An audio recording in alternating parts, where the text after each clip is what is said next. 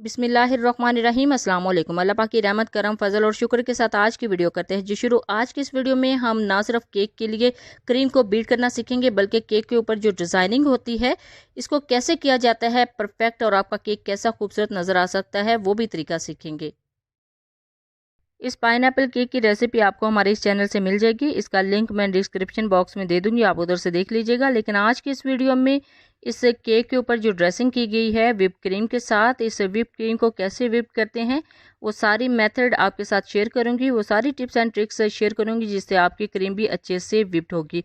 तो चलते हैं जी तैयारी की तरफ। बिस्मिल्लाहिर्रहमानिर्रहीम। यहाँ पे मेरे पास एक इलेक्ट्रिक बीटर की जगह पे मैं यूज़ करूँगी अपने फूड प्रोसेसर को। इस फूड फैक्ट्री का अनबॉक्सिंग और इसका यूज़ की वीडियोस पहले ही इस चैनल पे मौजूद है, उसका लिंक भी मैं डिस्क्रिप्शन बॉक्स में दे दूंगी। इसको किस तरह से यूज़ किया जाता है वो सारा उस वीडियो में मेंशन है।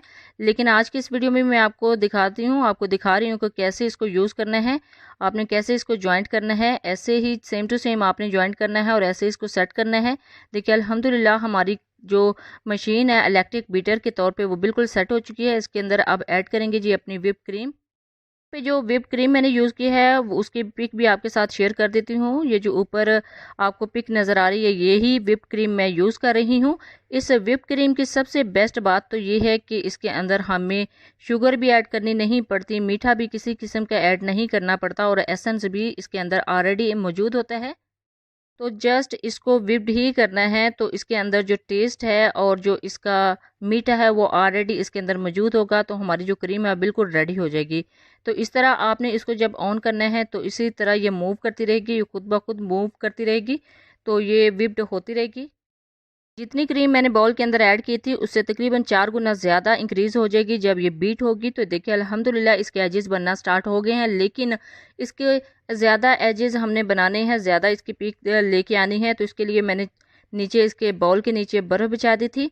तकरीबन 4 से 5 मिनट के बाद अल्हम्दुलिल्लाह हमारी जो क्रीम है वो अच्छे से बीट हो चुकी है। देखिए इसके एजेस मुकम्मल तौर पर बन चुके हैं। हमारे केक की जो ड्रेसिंग है बहुत ही ज़बरदस्त हो जाएगी। तो देखिए अल्हम्दुलिल्लाह इसके एजेस मुकम्मल तौर पे बनना स्टार्ट हो गए हैं। तो यही स्टेज हमें चाहिए अपने केक की ड्रेसिंग के लिए। तो अब इसको करते हैं जी डिश आउट। अल्हम्दुलिल्लाह देखें इसके कितने ज़बरदस्त एजेस बने हैं हमारी क्रीम के। इसको हमने कर लिया है जी डिश आउट, लेकिन वीडियो को लास्ट तक देखिएगा। इससे आगे थोड़ा सा मैं आपको साथ शेयर करूँगी वो मेथड जिस तरीके से मैंने अपने केक की ड्रेसिंग की है, उसी तरीके से आप भी बहुत आसानी के साथ अगर फर्स्ट टाइम में भी आप केक बनाएं तो बहुत ही ज़बरदस्त तरीके से उसकी ड्रेसिंग कर सकते हैं। अल्हम्दुलिल्लाह देखिए कितने अच्छे तरीके से हमारी जो क्रीम है वो बीट हुई है, उसके एजेस बने हैं। यही स्टेज होती है जिससे हमारा जो केक की ड्रेसिंग है बहुत ही ज़बरदस्त होती है। देखें अल्हम्दुलिल्लाह। अब चलते हैं जी फाइनल लुक की तरफ। तो एक पाइपिंग बैग लिया था, उसके अंदर मैंने नोज़ल लगा दी है।